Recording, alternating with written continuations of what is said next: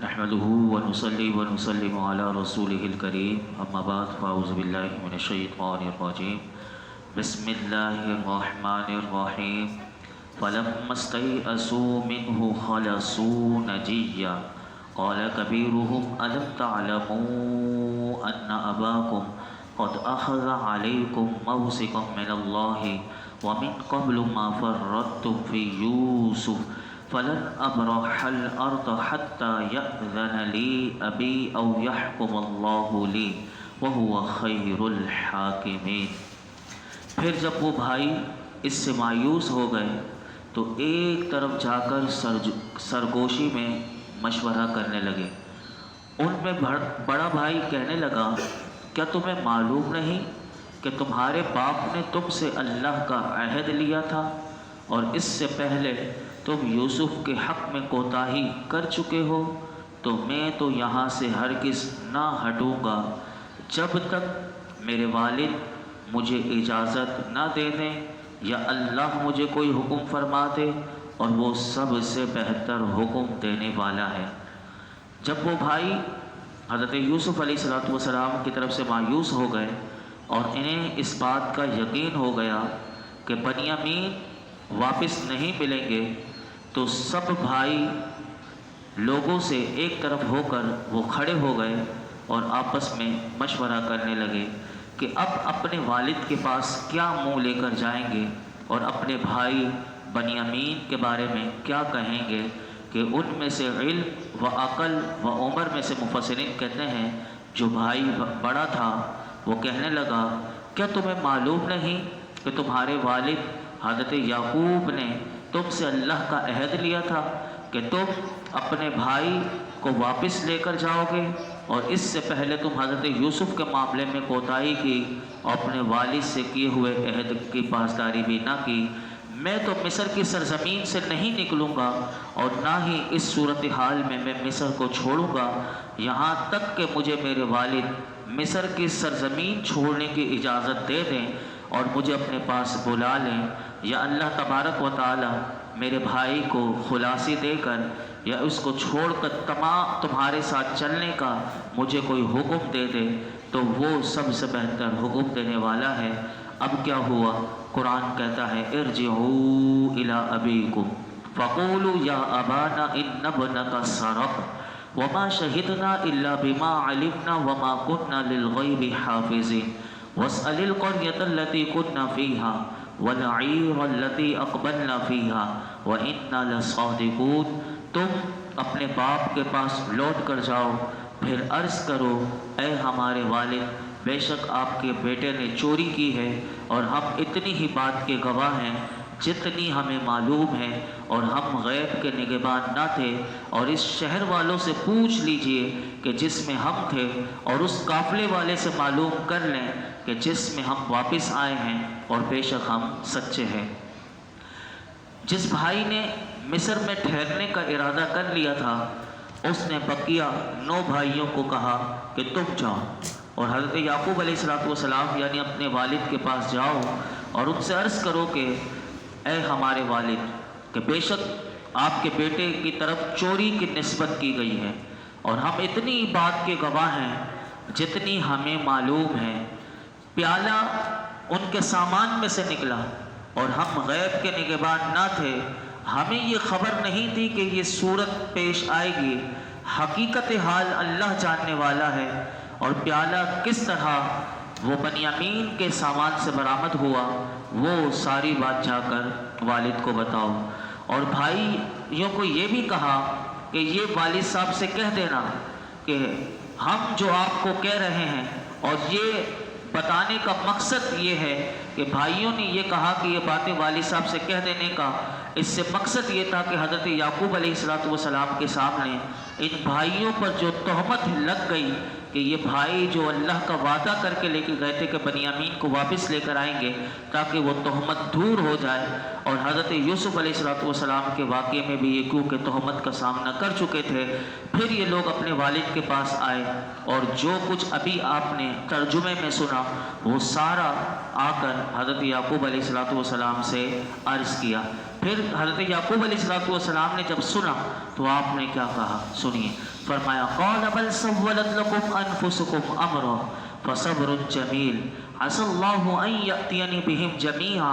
انه هو العلیم الحکیم۔ یعقوب علیہ السلام نے فرمایا بلکہ تمہارے نفس نے تمہارے لیے کچھ حیلہ بنا دیا ہے، تو عمدہ صبر ہے، ان قریب اللہ ان سب کو میرے پاس لے آئے گا، بے شک وہی علم والا حکمت والا ہے۔ حضرت یعقوب علیہ السلام کو جب بتایا گیا کہ چوری کی نسبت بنیامین کی طرف کی گئی تو آپ نے اپنے بچوں کو کیا کہا، دیکھیے یہ ہیں اللہ کے نبی، ان کا ایمان دیکھیں اور انہیں کیا راز پتہ ہوتے ہیں اللہ کی حکمت کے۔ آپ نے فرمایا کہ بنیامین کی نسبت، چوری کی جو نسبت کی گئی ہے وہ غلط ہے، اور چوری کی سزا غلام بنانا یہ بھی کوئی کیا جانے۔ آپ نے فرمایا، مفسرین فرماتے ہیں آپ نے اپنے بچوں کو یہ کہا کہ اگر تم فتویٰ نہ دیتے اور تم نہ بتاتے، یعنی جب اس نے ندا کی تھی تو پوچھا تھا کہ چور کی سزا کیا، تو آپ بتا رہے ہیں کہ تم نے بتایا کیوں کہ یہ، اور تم فتویٰ نہ دیتے اور نہ بتاتے، بلکہ تمہارے نفس نے تمہارے لیے کچھ حیلہ بنا دیا، تو اب تو تم نے یہ بتا دیا، لیکن میرے لیے کیا ہے، تو آپ نے بتا دیا کہ صبر ہی ہے۔ یعنی یہ اتنا بڑا انمول تحفہ ہے صبر، کہ صبر کرنے والوں کے ساتھ اللہ ہے۔ تو آپ نے فرمایا فصبر جمیل، میرے لیے تو عمدہ صبر ہی ہے، اب میں کیا کر سکتا ہوں۔ آپ نے پھر ایک اس کے بعد جو بات کہی وہ سنیے، آپ نے فرمایا ان قریب اللہ رب العالمین حضرت یوسف کو بھی اور ان کے دونوں بھائیوں کو، بنیامین کو اور سب سے بڑا بھائی جو مصر میں ہی رہ گیا وہ نہیں آیا، آپ نے فرمایا اللہ رب العالمین ان سب کو میرے پاس لے آئے گا،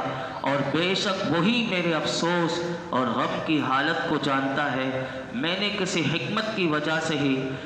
یعنی اللہ رب العالمین نے کسی حکمت کی وجہ سے ہی مجھے اس میں مبتلا کیا ہے۔ تو یہاں سے کیا پتہ چلا کہ جب بندے کو غم مل جائے تو اس بات کی طرف توجہ دے کہ حضرت یعقوب علیہ السلام نے کتنا پیارا جملہ کہا، ایک تو میرے لیے صبر ہے، اور یہ جو غم مجھے ملا ہے تو میرے رب کی طرف سے جو مجھے غم ملا ہے اس میں ضرور کوئی نہ کوئی حکمت ہوگی کہ جس کی وجہ سے یہ غم ملا ہے۔ آگے پھر کیا ہوا، پھر قرآن کہتا ہے وَتَوَلَّى عَنْهُمْ وَقَالَ يَا أَسَفَا عَلَى يُوسُفَ وَابْيَضَّتْ عَيْنَاهُ مِنَ الْحُزْنِ فَهُوَ كَظِيمٌ قالوا تالله تبدأ تذكر يوسف حتى تكون حرضا او تكون من الهالكين۔ اور یعقوب علیہ السلام نے ان سے منہ پھیرا، یعنی اپنے بچوں سے منہ پھیرا اور کہا ہائے افسوس یوسف کی جدائی پر، اور یعقوب کی آنکھیں غم سے سفید ہو گئی تو وہ اپنا غم برداشت کرتے رہے۔ بھائیوں نے کہا اللہ کی قسم آپ ہمیشہ یوسف کو یاد کرتے رہیں گے یہاں تک کہ آپ مرنے کے قریب ہو جائیں گے یا فوت ہی ہو جائیں گے۔ حضرت یعقوب علیہ السلام نے جب بنیامین کی خبر سنی تو اپنے بیٹوں سے منہ پھیرا، اور اس وقت اپنے بیٹے کا بھی حزن و ملال آپ کو ہوا کہ بنیامین بھی مجھ سے چلا گیا، یعنی اس وقت آپ کو بہت زیادہ مفسرین کہتے ہیں غم ہوا۔ جب بیٹوں سے منہ پھیرا تو آپ کی زبان سے یہ نکلا ہائے افسوس کہ یوسف علیہ السلام کی جدائی پر۔ حضرت یعقوب علیہ السلام حضرت یوسف علیہ السلام کے غم میں روتے رہے، یہاں تک کہ مفسرین کہتے ہیں آپ کی آنکھ کی سیاہی کا رنگ جاتا رہا اور بینائی کمزور ہو گئی۔ اور حضرت حسن رضی اللہ تعالیٰ عنہ فرماتے ہیں کہ کتنا عرصہ روئے، تو سن لیجئے، فرمایا کہ حضرت یوسف علیہ السلام کی جدائی میں حضرت یعقوب علیہ السلام 80 برس روتے رہے، 80 برس روتے رہے۔ اب آپ اندازہ لگائیں کوئی بندہ 80 برس روتا رہے اور تو پھر اس کی آنکھوں کا کیا حال ہوگا۔ یہاں تو چند اگر پھر بھی روئے تو بندے کی آنکھیں کمزور، آپ 80 برس روتے رہے۔ اب یہاں پر ایک بات یاد رکھیے گا کہ عزیزوں کے غم میں رونا، اب کسی کو یہ بھی ذہن میں آ سکتا ہے کہ یہ تو بے صبری ہو گئی، یہ تو کیوں رو، تو پھر یاد رکھیے اس پر علماء نے ایک مسئلہ لکھا کہ اگر اپنے عزیز کے غم میں رونا یہ تکلیف سے اور نمائش سے نہ ہو، دو ہی باتیں ہوتی ہیں، تکلیف پہنچی تو رو رہا ہے، نمائش سے نہ ہو اور اس کے ساتھ اللہ کی بارگاہ میں شکوے شکایت نہ ہو اور بے صبری کا مظاہرہ نہ ہو تو یہ رونا یہ رحمت ہے. یہ یاد رکھیے گا، یہ رونا رحمت ہے. اور ان غم کے دن، یہ جو غم کے دن تھے آپ کے اوپر، تو آپ حضرت یعقوب علیہ السلام کی مکمل سیرت پڑھ لیجئے. آپ کو کبھی نہیں ملے گا کہ آپ کی زبان پر بے صبری کا کلمہ آیا ہو اور آپ نے بے صبری کا مظاہرہ کیا ہو. آپ روتے رہے لیکن بے صبری بھی نہیں کی، اللہ کی بارگاہ میں کوئی شکوے شکایت نہیں کیا، تو یہ رحمت ہے. اور اگر آپ نبی پاک صلی اللہ علیہ وسلم کی سیرت میں بھی دیکھیں تو جب حضرت ابراہیم کا، جو میرے حضور کے صاحبزادے تھے، ان کا وصال ہوا تو میری آقا کی آنکھوں سے بھی آنسو آئے تھے. تو صحابہ نے پوچھا تھا یا رسول اللہ آپ بھی، آپ کی آنکھوں سے بھی آنسو؟ تو حضور نے فرمایا یہ رحمت ہے، یہ محبت کی وجہ سے، یہ غم کے آنسو ہیں، یہ کوئی بے صبری کی وجہ سے نہیں ہے. تو یہ محبت کی وجہ سے آنسو انسان کے نکل سکتے ہیں. اب بھائیوں نے جب دیکھا کہ حضرت یعقوب علیہ السلام اتنا رو رہے ہیں اور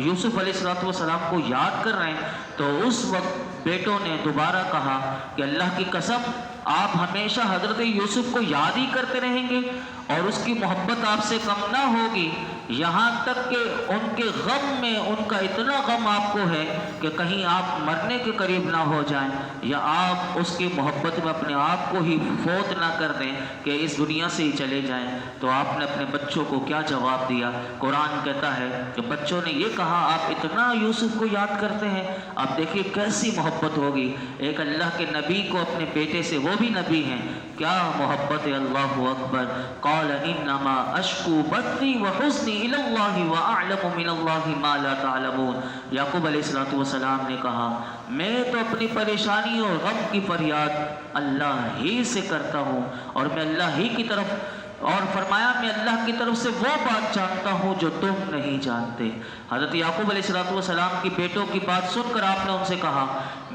میری پریشانی اور غم کم ہو یا زیادہ، میں اس کی فریاد تم سے تو نہیں کرتا، یعنی اپنے بچوں سے کہا، بلکہ میں اللہ ہی سے کرتا ہوں. اللہ اپنی رحمت اور آسانی سے فرمایا مجھے وہاں سے آسانی عطا کرے گا جہاں سے میرا گمان بھی نہ ہوگا. حضرت یعقوب علیہ السلام کے اس فرمان کا مفسرین کہتے ہیں کہ میں تو اپنی پریشانی اور غم کی فریاد اللہ سے کرتا ہوں. تو اس سے پتہ چلا کہ غم اور پریشانی میں فریاد اللہ سے اگر کی جائے، کسی کو تکلیف کوئی پہنچے، کوئی مصیبت پہنچے، کوئی بیماری پہنچے، کوئی اللہ کی طرف سے آزمائش ہو، اگر وہ اللہ کی بارگاہ میں روتا ہے اور اپنی فریاد کرتا ہے مالک میری یہ تکلیف دور کر دے، میری یہ پریشانی دور کر دے، تو مفسرین کہتے ہیں یہ صبر کے خلاف نہیں ہے. کوئی اس کو بے صبری نہ سمجھے کہ اگر کوئی اللہ سے فریاد کر رہا ہے تو یہاں سے یہ پتہ چلا بے صبری میں فرمایا کلمات منہ سے نکالنا یا لوگوں کو بتانا اور شکوے شکایت اللہ کی کرنا کہ مجھ پر یہ آئی ہے، یہ بے صبری ہے. اور آپ نے اپنے بچوں سے یہ بھی کہا کہ میں اللہ کی طرف سے وہ بات جانتا ہوں جو تم نہیں جانتے. تو اس سے مفسرین کہتے ہیں آپ جانتے تھے کہ حضرت یوسف علیہ السلام زندہ ہیں اور ان سے ملنے کی توقع ہے، اور آپ یہ بھی جانتے تھے کہ ان کا خواب جو انہوں نے سب سے پہلے بچپن میں دیکھا تھا وہ حق ہے اور وہ ضرور واقع ہوگا. اور ایک روایت میں یہ بھی آتا ہے کہ حضرت یعقوب علیہ السلام نے موت کے فرشتے ملک الموت سے بھی پوچھا تھا کہ اے ملک الموت بتا تو نے میرے بیٹے یوسف کی روح قبض کی ہے؟ تو ملک الموت نے بھی بتا دیا تھا آپ کو کہ میں نے یوسف کی روح ابھی تک قبض نہیں کی. تو اس سے بھی مفسرین کہتے ہیں آپ کو ان کی زندگی کا اطمینان ہو گیا تھا اور آپ نے اپنے فرزندوں سے اسی لیے فرمایا کہ میں وہ بات جانتا ہوں جو تم نہیں جانتے. پھر اب یوسف علیہ السلام کو ڈھونڈنے کے لیے اب بھیجیں گے اور کیا جملے کہہ کر آپ روانہ کریں گے کل ہم سماعت کریں گے. اللہ رب العالمین حضرت یوسف علیہ السلام کی اس مبارک صورت کے صدقے میں اللہ رب العالمین ہمیں بھی صبر کی توفیق عطا فرمائے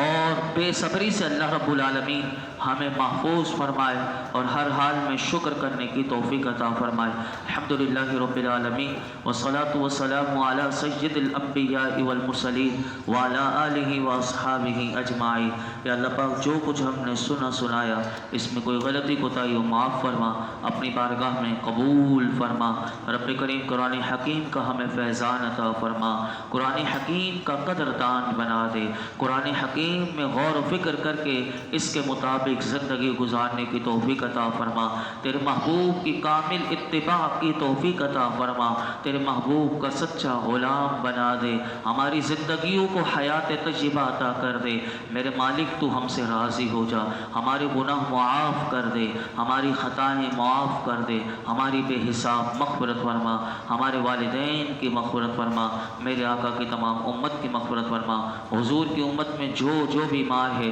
اسے شفا عطا فرما، ساجد بھائی کی اہلیہ کو اللہ شفا کاملہ عاجلہ عطا فرمائے، محمد حسن رضا کو اللہ شفا کاملہ عاجلہ عطا فرمائے، جتنے بیمار ہیں ان نمازیوں میں جو بیمار ہو ان کے گھر والوں میں میرے مالک سب کو شفا عطا فرما۔ درس قرآن میں یہ جتنے حاضرین موجود ہیں جس کے دل میں جو مراد ہو پوری فرما۔ وصلی اللہ تعالی علی خیر خلقہ محمد وعلی آلہ واصحابہ اجمعین۔